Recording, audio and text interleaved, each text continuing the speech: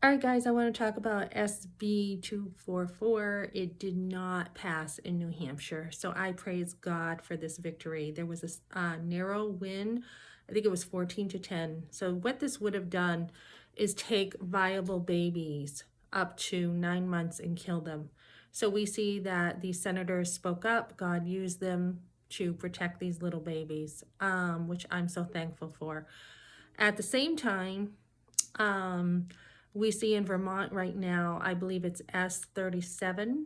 And what that looks like is this is a bill attacking pregnancy centers, saying basically pregnancy centers are, deceiving people. They're not offering, honest information, etc., etc.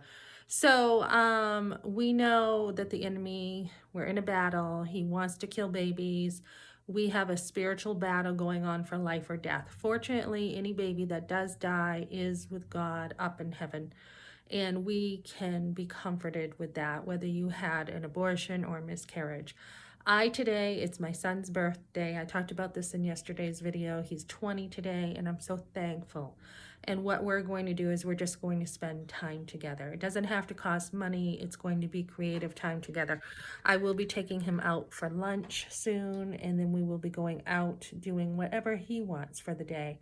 And him and his brother are my miracle babies because they all are, but they're especially my miracle babies because my husband had cancer. And I remember this in 96, we just had it was in September of 96. My husband and I were having some time together, and I noticed a lump on him.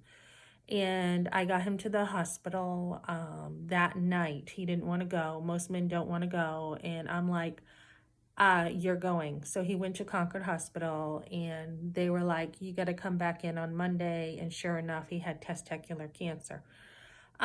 With that happening, he had a surgery in September.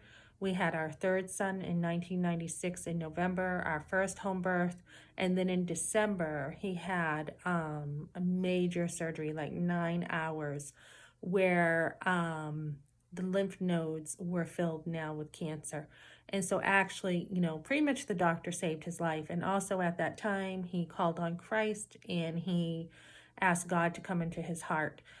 With that happening, somebody had said to me, are you okay? And I'm like, I'm fine. And like I just said in my past video, I tend to move on pretty quickly. And she's like, you're either very ignorant of cancer or you have a pretty strong faith. And I just go crises. I tend to go through crises pretty well. And I don't know why. I think I get it from my mother. She had a lot of stuff in her life that had happened. And some of us carry a little bit more than others in life. And God has a purpose in that. But I do remember crying on the floor in the bathroom of our trailer, thinking we could not have any more kids. The doctor said, this is such a sensitive area. You probably aren't going to be able to have any more kids when I asked. And I had cried out to God for more children. I was devastated. And of course, I cared about my husband, but I was devastated that it looked like we could not have more children because I had wanted like 10 kids. My grandmother had 10 and I wanted 10. I grew up with a lot of fun with my relatives and I love big families. So I was brokenhearted, and people would try to console me and say, Melissa, three is a big family nowadays. And you have to be able to afford kids. Look, you only have a trailer. And I'm like, I don't care. Where there's a will, there's a way. And then 5 years remission my husband had, and I went through that with him with the CAT scans and the awful milkish drink he had to take and all that. And lo and behold, one day I was like, my chest was really sore, and I was like, no way, could I be pregnant? And sure enough, I was. And someone said to me, you are crazy to have another kid now. Because my kids are like 12 and a half years apart. And sure enough, shortly after that, we had another one.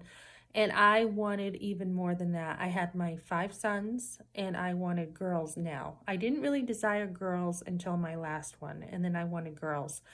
And so my husband was just like, nope, nope, 5, that's all I can handle. I cannot handle anymore. And so I said, well, then you're going to have to make the decision because it's not going to be on me. So he did have like this vasectomy and he just did not want more, but I did. I wanted about 5 more. So this is really important to um, be able to make sure that you love life. And when you get older, too, you want your kids. Like someone just said to me, Melissa, now that you're going through these trials that you're going through, you're so lucky to have your kids. And I'm like, I am. I am so fortunate. And so I was going to say something else about that bill. I forget. I got off track with my son, but just basically, it's really important for women to want children. Oh, I know what I was going to say. So, one of these pregnancy centers, as I talk to them across the country, one of them offers, they have they're medical, a lot of them are medical. They have the people who have work in this area. So one of the medical directors, she helps couples with fertility with the rhythm method. Not only fertility, but she's trained in that, and also how not to get pregnant the natural way. So there are so many specific resources from pregnancy centers that are so cool. I was talking to somebody else the other day. They offer car repairs for women. That's one thing that I could not find help for. And they actually take the lady's name and they give the name to the dealerships, and they will help single moms with the car repairs. And she understood, that women need a car to go to work, and she got that, and that's what they do.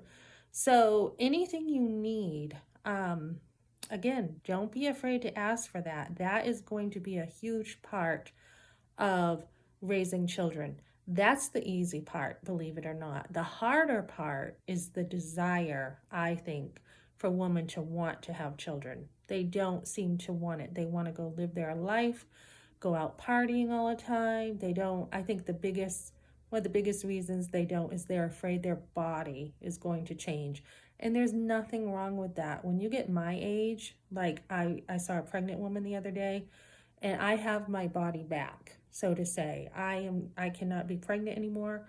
I have my body, I work out, and I'm proud of my body. But I loved my body when I was pregnant too. I loved being pregnant. I loved having a big belly.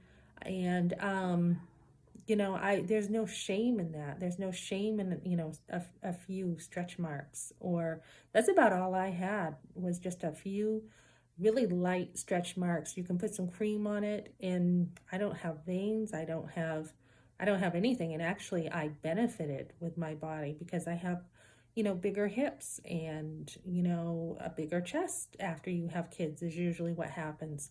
So your body actually is more beautiful, I think, after you have kids. So there is really no loss in having children.